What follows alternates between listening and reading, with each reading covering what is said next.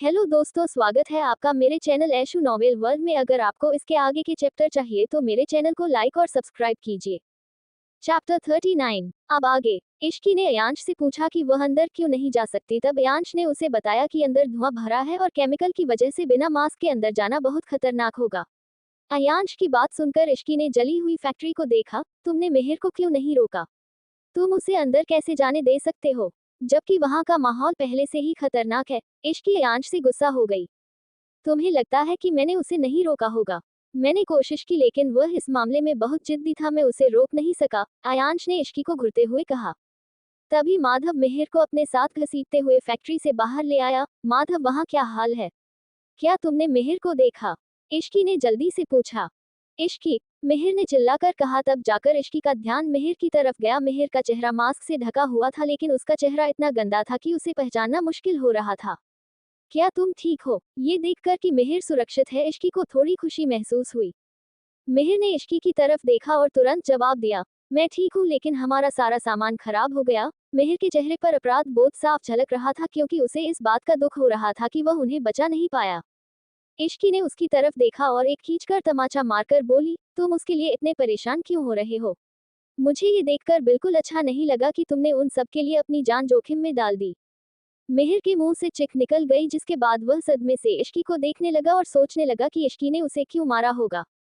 तुम बहुत बेवकूफ हो, उन सभी चीजों को वापस बनाया जा सकता है, लेकिन अगर तुम्हें कुछ हो जाता तो हम बहुत बड़ी मुसीबत में पड़ जाते। तब जाकर मेहर को होश आया, ये सही बात थी, अगर वही नहीं रहता तो उनका ये प्रोजेक्ट बर्बाद हो जाता। अचानक उसे शर्मिंदगी महसूस हुई और उसे एहसास हुआ कि इश्की उसकी कितनी परवाह करती है। मैंने जल्दबाजी में गलत फैसला ले लिया था, मुझे दुख है। मेहर ने अपना सिर नीचे कर लिया, उसके पास कहने के लिए कोई शब्द नहीं थे। मेहर जिस तरह से खुद को दोषी समझ रहा था उसे देखकर इश्की अब और कुछ नहीं बोल पाई। फिर वह माधव की ओर मुड़ी और बोली, उसे चेकअप के लिए अस्पताल ले जाओ, जैसे ही तुम्हें कोई अपडेट मिले मुझे फोन करना। लेकिन यहाँ की स्थिति? माधव ने अयांश को असहाय होकर देखा क्योंकि यहाँ की स्थिति अभी भी खराब थी। आगे बढ़ो, मैं यहाँ सब कुछ संभाल लूंगा, अयांश ने माधव को देखा और उसे शांत कराया। जाने से पहले मेहर ने अयांश की ओर देखा और बोला, मिस्टर सिंघानिया, अंदर जाकर मुझे ढूंढने के लिए आपका बहुत बहुत धन्यवाद। आप यहाँ की चीजों का ध्यान रखिए। अयांश ने हल्के से सिर हिलाया और उसे चिंता न करने का आश्वासन दिया। तभी इश्की का ध्यान इस बात पर गया कि मेहर अयांश के फैक्ट्री में घुसने के बारे में बात कर रहा था। मेहर और माधव के जाने के बाद इश्की ने अयांश को घूर कर देखा और बोली, तुम सब एक जैसे हो, तुम दोनों मुझे परेशान करने का एक मौका नहीं छोड़ते। मुझे पहले ही मेहर जैसे बेवकूफ से निपटना पड़ता है और तुम भी उस आग में चले गए थे। तो अब तुम्हें मेरी चिंता हो रही है। मुझे लगा था कि तुम्हें बस मेहर की ही चिंता है। अयांश के चेहरे पर जलन देखकर इश्की तुरंत बोली, कुछ पल के लिए मैं घबरा गई थी कि अगर मेहर को कुछ हो गया तो आगे क्या होगा, इसलिए मैंने तुम्हारी बातों पर ध्यान नहीं दिया। जब अयांश को याद आया कि कैसे इश्की ने मेहर को फैक्ट्री से बाहर न निकालने के लिए उसे डांटा था, उसे लगा कि उसके साथ धोखा हो रहा है। अब जब तुम्हें पता चल गया है कि मैं मेहर को ढूंढने गया था लेकिन वह जिद्दी बन चुका था, तो अब तुम मुझे दोष नहीं दे सकती। इश्की ने सिर हिलाया और बोली, हाँ, लेकिन अगली बार मैं नहीं चाहती कि तुम अपनी जान जोखिम में डालो। ये देखकर कि इश्की को सचमुच उसकी चिंता थी, अयांश मुस्कुराया और इश्की को गले लगाने के लिए आगे बढ़ा। ठीक है, अब जब यहाँ पर सब ठीक है तो तुम फैक्ट्री पर ध्यान दो और सबकी मदद करो। तब जाकर अयांश को याद आया कि उसे अभी बहुत कुछ संभालना है। उसने गहरी सांस ली और सोचने लगा कि आजकल कुछ ज्यादा ही परेशानियां बढ़ गई है। इश्की को कुछ याद आया और उसने अयांश से पूछा, क्या तुम्हें पता चला है कि यहाँ आग कैसे लगी? क्या ये सचमुच यह एक एक्सीडेंट था या किसी की सोची समझी प्लानिंग? मेरे आदमी जब वहां सुराग ढूंढने गए थे तो उन्हें ऐसा लगा कि यह एक एक्सीडेंट ही है। इश्की चुप रही, उसने जो कहा था वह मानना बहुत मुश्किल था। पलक झपकते ही अंधेरा हो गया। इश्की साइट पर रुकी थी और सभी चीजों पर ध्यान दे रही थी। कर्मचारियों ने बचाए गए उत्पादों और मशीनों को दूसरी जगह पर रख दिया था। सभी चीजों को उसकी जगह पर रखने के बाद इश्की अयांश के साथ विला आ गई। तभी अयांश ने उसे बताया कि उसे शक है कि किसी ने जानबूझकर आग लगाई है। ये सुनकर इश्की के चेहरे पर एक ठंडी मुस्कान आ गई। मुझे परवाह नहीं है कि वह व्यक्ति कौन है, अब जबकि उसने मुझसे पंगा लेने का फैसला किया है तो मैं उसे इतनी आसानी से जाने नहीं दूंगी। अयांश ने काफी टाइम बाद इश्की के चेहरे पर ऐसे भाव देखे थे। वह सोचने लगा कि जिस व्यक्ति ने ये सब किया है, भगवान उसकी रक्षा करे। इश्की तुरंत वॉशरूम में शॉवर लेने गई। जब वह बाहर आई तो उसने देखा अयांश पहले से ही शॉवर लेकर उसका इंतजार कर रहा था। उसने बहुत दिनों बाद इश्की को बाथरोब में देखा था, वह काफी अट्रैक्टिव लग रही थी, जिसकी वजह से अयांश उसे घूरने लगा। इश्की ने जब अयांश की नजरें खुद पर महसूस की तो वह भी शर्माने लगी। उसने खुद को शांत किया और टेबल पर रखी कॉफी को पीने लगी। तभी माधव का फोन आया। मिहिर के हाथ पर मामूली सी चोट है, कुछ दिनों के आराम के बाद वह ठीक हो जाएगा। ठीक है, आयांश ने जवाब दिया और अपना फोन रख दिया। इश्की जब आयांश के पास बैठी तो वह इश्की को प्यार से देखने लगा। जब उससे रहा नहीं गया तो उसने इश्की से कहा, क्या तुम आज रात यहीं रुकने वाली हो? इश्की कुछ कहने वाली थी कि अचानक उसे अपनी दादी की याद आ गई। मैं काफी टाइम से दादी से दूर हूँ, उन्हें मेरी बहुत याद आ रही है, इसलिए मैं आज रात सी विला जाना चाहती हूँ। ये देखकर कि इश्की दादी के लिए इतनी परेशान है, आयांश नाराज हो गया। तुम मेरे बारे में क्यों नहीं सोचती? तुम इतने लंबे टाइम से मुझसे दूर हो और मुझे तुम्हारी बहुत याद आती है। इतना बोलते ही आयांश खड़ा हो गया और उसने इश्की को गले लगा लिया। तुम चाहो तो मेरे साथ जा सकते हो, इश्की ने कुछ देर सोचने के बाद कहा। अगर आयांश उसके साथ जाना चाहता है तो वह उसे जाने से मना नहीं करने वाली थी। आयांश थोड़ा नाराज था, लेकिन वह ये जानकर काफी खुश हुआ। उसने अपना सिर नीचे किया और इश्की के होठों पर एक छोटी सी किस की और बोला, ठीक है चलो। थोड़ी देर बाद दोनों सी विला के लिए निकल पड़े। रास्ते में इश्की आयांश से बोली, किससे बात कर रहे थे? क्या तुम्हें कोई सुराग मिला? आयांश ने एक नजर इश्की को देखा और बोला, हाँ मेरे आदमियों को कुछ सुराग मिला है। हालांकि ऐसा लगता है कि बिजली के कारण आग लगी थी, लेकिन बिजली के कहीं खराब होने के कोई संकेत नहीं है।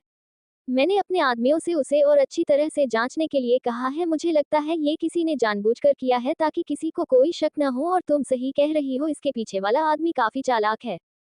जल्दी ही वह दोनों सी विला पहुंच गए।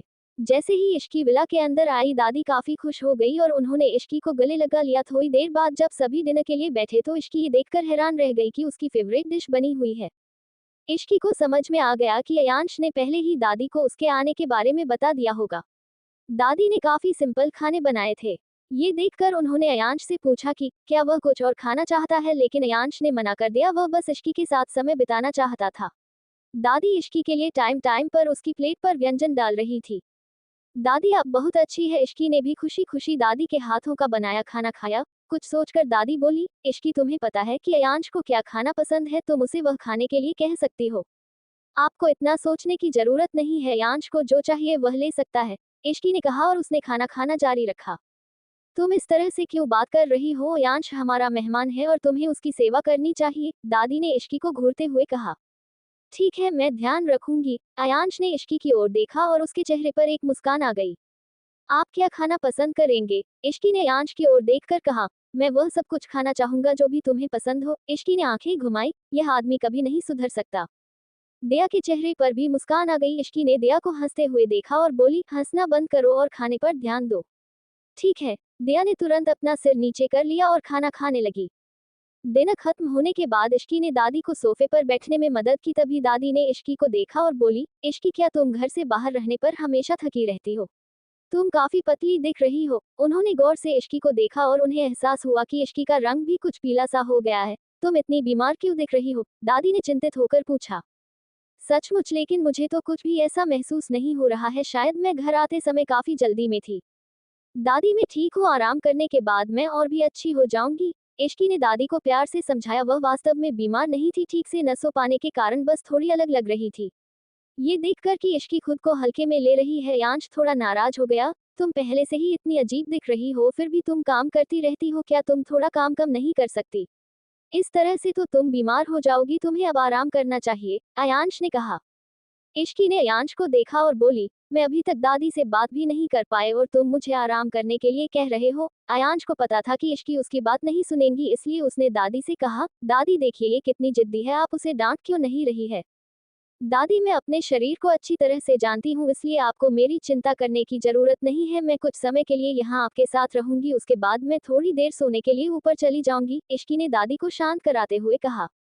ये देखकर आयांश इश्की को घूरने से रोक नहीं पाया। ठीक है, वैसे तुम अचानक घर क्यों आ गई? दादी ने सवाल किया। मिहिर की फैक्ट्री में हुई घटना के बारे में उन्हें कुछ भी नहीं पता था। मैं 2 दिन के लिए छुट्टी पर हूँ, इसलिए मुझे लगा कि मैं आपसे काफी टाइम से नहीं मिली हूँ, इसलिए मैं यहाँ आ गई, इश्की ने उन्हें सच नहीं बताया। आखिरकार इससे उसकी दादी को चिंता होती। आयांश को भी थोड़ी राहत महसूस हुई, वह नहीं चाहता था कि दादी परेशान हो। तुम बहुत प्यारी हो, दादी ने एक मुस्कुराहट के साथ कहा। इश्की तुम्हारी आयांश से सगाई हो चुकी है, क्या तुम दोनों अभी तक शादी के बारे में नहीं सोच रहे हो? दादी ने अचानक ही सवाल कर दिया। इश्की का चेहरा लाल हो गया क्योंकि उसने इसके बारे में अभी तक नहीं सोचा था। साथ ही आयांश भी चौंक गया, लेकिन उसे जल्दी ही एहसास हो गया कि यह उसके लिए एक अच्छी बात होगी। दादी सही कह रही है, हमें इस बारे में सोचना चाहिए। आयांश ने मुस्कुराते हुए इश्की की ओर देखा। मैं इतनी जरूरी बात कैसे भूल गया, शुक्र है कि दादी ने सवाल किया, वरना अभी तक मेरे दिमाग में यह सवाल आया ही नहीं था। उसमें सोचने की क्या बात है, बकवास करना बंद करो, इश्की ने उसे घूरते हुए कहा। तुम मुझे इस तरह से क्यों देख रही हो, ये तो दादी ने कहा था, आयांश ने दादी की ओर देखकर कहा। मैं तुमसे बात नहीं करना चाहती, इश्की ने मुड़कर दादी की ओर देखा और बोली, दादी हम अभी काफी बिजी हैं, हमें अभी शादी करने की कोई जल्दी नहीं है। तुम्हें शादी की जल्दी क्यों नहीं है? तुम्हारे पास हमेशा ही काम रहता है जिसमें तुम हमेशा व्यस्त रहती हो। मेरी उम्र के हिसाब से अगर तुम दोनों ने जल्दी ही शादी नहीं की तो मुझे यकीन है कि मैं तुम्हारी शादी भी नहीं देख पाऊंगी, दादी ने इश्की को समझाते हुए कहा। वह उस दिन का इंतजार कर रही थी जब इश्की शादी करके किसी अच्छे घर में जा पाएगी। ये दादी का सबसे बड़ा सपना था। बेशक आप ऐसा जरूर देखेंगी, आप हमेशा स्वस्थ रहती है, मुझे यकीन है कि आप हमारी शादी देख पाएंगी। इश्की ने अपनी दादी के सफेद बालों को देखा और मन में सोचने लगी कि दादी की चिंता जायज है। मेरी शादी के दिन आपको वहां रहना होगा दादी, इश्की ने दादी को गले लगा लिया।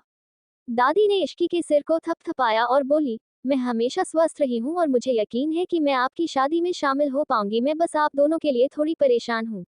चिंता मत करिए, जब हम अपना ज्यादातर काम निपटा लेंगे तो हम शादी की तैयारी करेंगे, इश्की ने मुस्कुराहट के साथ कहा।